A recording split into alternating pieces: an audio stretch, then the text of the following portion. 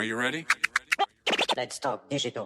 Bonjour à tous et bienvenue sur le podcast Digital Feeling. Je suis Elodie Chenol et j'accompagne les CEO à travailler leur personal branding et celui de leur marque grâce au digital. J'ai pour ambition, à travers ce podcast, de répondre à toutes vos problématiques concernant le marketing digital. Pour cela, si vous avez une question, rien de plus simple, vous m'envoyez un message sur LinkedIn en privé et j'y réponds lors d'un épisode. Les questions peuvent tourner autour du personal branding, du B2B, de la plateforme LinkedIn, mais aussi des autres réseaux sociaux, de toutes les problématiques que vous pourriez avoir concernant votre stratégie d'entrepreneur et comment améliorer votre visibilité et surtout générer plus de ventes. Si je n'ai pas la réponse à votre question, j'irai chercher pour vous les experts du domaine pour vous produire un épisode qui répondra à cette fameuse question. Bonne écoute! Bonjour et bienvenue dans ce nouvel épisode de Digital Feeling. Aujourd'hui, je vais vous parler publicité. Publicité car les LLM qu'on affectionne tant peuvent devenir ou sont déjà devenus des régies publicitaires. Alors Netflix, Spotify ou même Deezer le font déjà. Ça a été un peu difficile à accepter au début, mais finalement ça se passe très bien. On pourrait même dire YouTube le fait aussi pendant les flux de vidéos.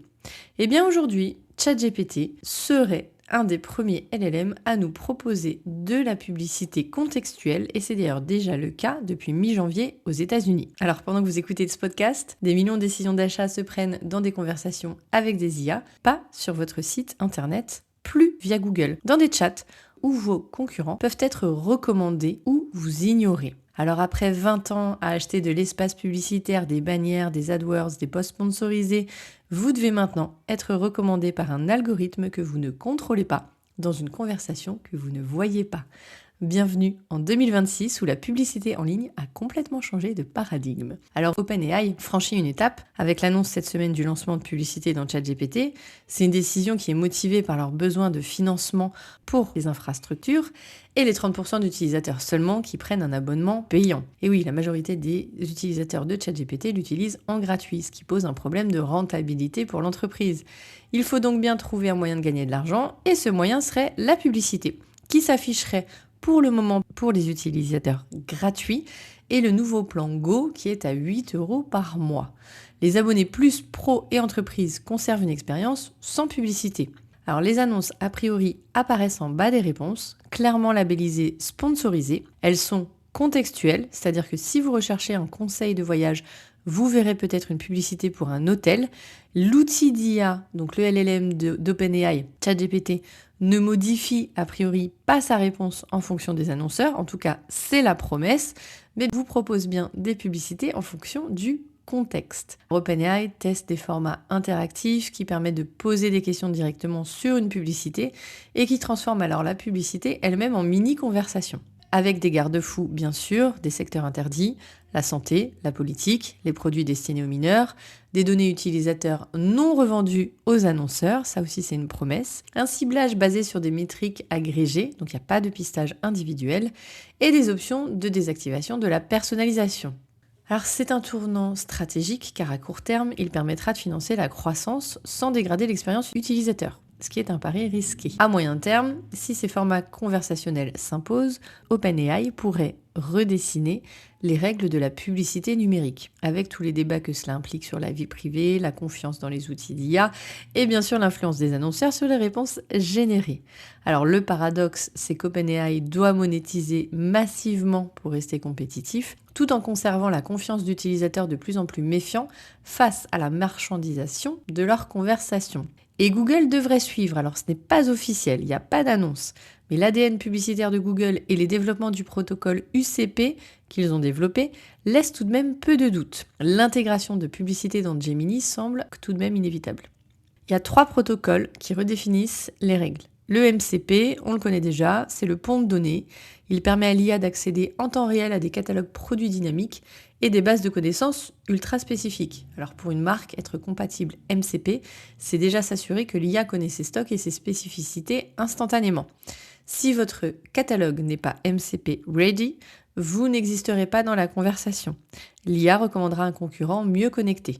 Alors ce que vous pouvez déjà faire, c'est structurer vos données produites selon ce standard, tout en conservant un bon référencement. Ensuite, vous avez l'UCP, l'Universal Commerce Protocol.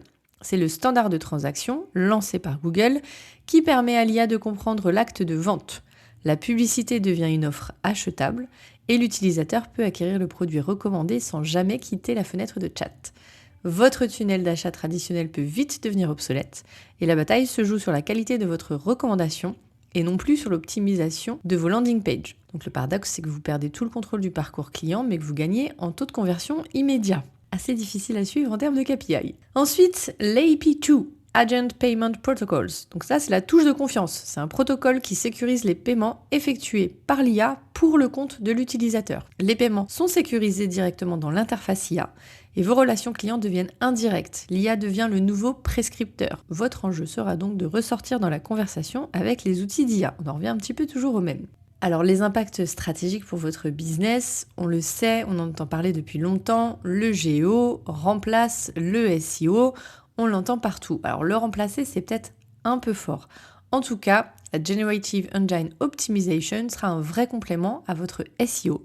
Et la question ne sera pas tant technique, mais plutôt que vous optimisiez des mots-clés pour répondre à des requêtes clients et prospects, mais aussi convaincre des algorithmes que votre produit est la meilleure réponse à une intention d'achat formulée en langage naturel. Ce qui fera la différence, c'est la structuration de vos données, la cohérence de votre discours sur tous vos canaux et votre réputation numérique. Alors le deal implicite pour être recommandé, c'est que vous devez nourrir l'IA avec vos données produits. Mais jusqu'où aller? Parce que ce que vous gagnez, peut-être n'est pas équivalent à ce que vous risquez de perdre. Ce que vous gagnez, par exemple, une recommandation ultra pertinente dans les résultats d'IA. Ce que vous risquez, une perte de différenciation si vos concurrents partagent les mêmes données. Ce que vous pouvez gagner aussi, c'est l'accès à un nouveau canal de vente via ChatGPT. Ce que vous risquez, une dépendance croissante aux géants de la tech, type OpenAI, qui fixe les règles. Et ce que vous pouvez gagner aussi, c'est la personnalisation poussée basée sur l'intention d'achat, avec un risque de confidentialité, risque de conformité RGPD et une utilisation qui peut être opaque de vos données. La question est donc jusqu'où structurer et exposer vos données produits pour être visibles sans perdre ce qui fait votre différenciation. Le prix et les caractéristiques techniques suffisent-ils ou devez-vous révéler ce qui fait votre valeur ajoutée unique ? Je pense qu'il est nécessaire d'appuyer sur votre valeur ajoutée unique puisque c'est ce qui fera la différence. Maintenant, comment vous allez réussir à faire tout ça ? Eh bien, en cassant vos silos et en ayant une vision marque qui soit beaucoup plus globale que ce qui se passe aujourd'hui. Vos 3 actions prioritaires, auditez votre compatibilité IA. Vos données produits sont-elles structurées, complètes, accessibles en temps réel via API ? Êtes-vous compatible MCP ? Ou au minimum présent dans les bases de connaissances des grands LLM. Deuxième point, repensez votre storytelling pour les algorithmes. Rédigez vos descriptions produits pour être la source de référence que l'IA citera et multipliez vos contenus externes, des articles, des études, des avis vérifiés, qui vont renforcer votre crédibilité. Et enfin, testez dès maintenant, interrogez ChatGPT comme le ferait votre client idéal et analysez si votre marque est recommandée, comment et contre qui. C'est un travail de fourmi aujourd'hui. Je suis certaine que des solutions vont voir le jour pour pouvoir vérifier avec des outils vraiment conséquents toute la pertinence de ce que vous mettez en place, mais c'est vrai qu'aujourd'hui, c'est encore un petit peu artisanal. N'oublions pas que nous en sommes encore qu'au début de l'IA. Ce n'est arrivé, en tout cas en IA générative, que fin 2022. Donc il est normal aussi de tâtonner et de chercher le meilleur modèle.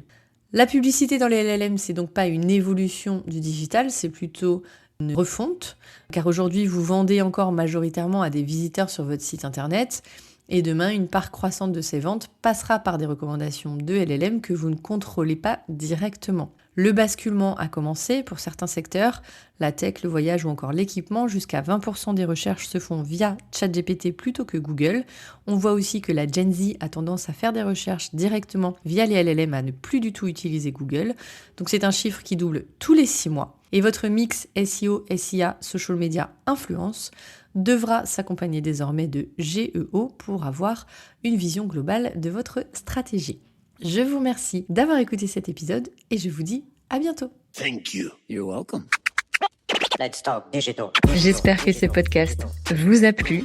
Si vous avez aimé cet épisode, n'hésitez pas à soutenir le podcast en laissant une note et un avis sur Apple Podcast ou sur vos plateformes d'écoute. Ça me permettra de remonter et de pouvoir partager à d'autres entrepreneurs les réponses que vous vous posez. Merci à tous, à bientôt.